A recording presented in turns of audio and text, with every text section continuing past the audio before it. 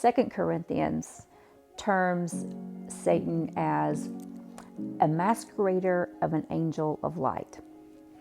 And what that means is that I know that we kind of think of him as this, lurking entity with, a pitchfork and horns and, out to get us.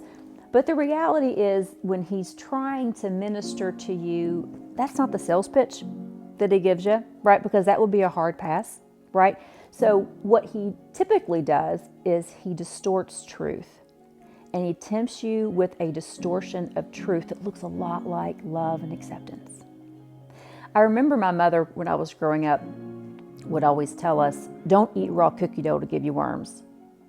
And I remember going off to college, and my girlfriend bought a big tub of cookie dough and took a scoop out of it. And I remember saying, don't do that.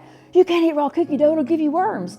And she looked at me like that was the dumbest thing that she'd ever heard in her life. And as it came out of my mouth and I saw the look on her face, it hit me, well, that doesn't even make any sense. And I have believed this my whole life.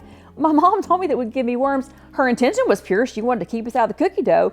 So she kind of twisted the truth a little bit, right? It may make you sick, but it won't give you worms, right? That's what that looks like, that distortion of truth. I was talking to a lady, and she was telling me that she grew up in a church where they did not believe in interracial marriage, and that her youth pastor used that scripture about being unequally yoked as confirmation to that scripture meant that you should not be in a marriage or in a relationship with someone of your own race. And she remembers she went home and asked her mother because it didn't hit her right. And her mother said, no, that's not what that means, honey. It just means someone of a different faith. You have to be equally yoked in your faith. And that has burdened her, and she carried that because she thought, how many of those other kids didn't have a mommy that could correct that? And they have condemned this act based on this distortion of truth. And I wonder even further, if you look at I wonder if the youth pastor even knew he was distorting truth, or if that's just something someone had told him.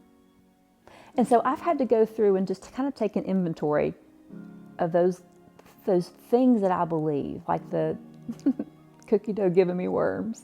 How many things do I believe, and how many things have I repeated to people just because someone taught me that or said that to me, but not necessarily something that had ever been ministered to me through the lens of the gospel? I'm going to challenge you. Take an inventory of your beliefs and some of the things that you say, because we can unintentionally be masqueraders of angels of light, right? Just take an inventory of the things that you believe and the things that you release, and make sure they've been vetted and filtered through Scripture.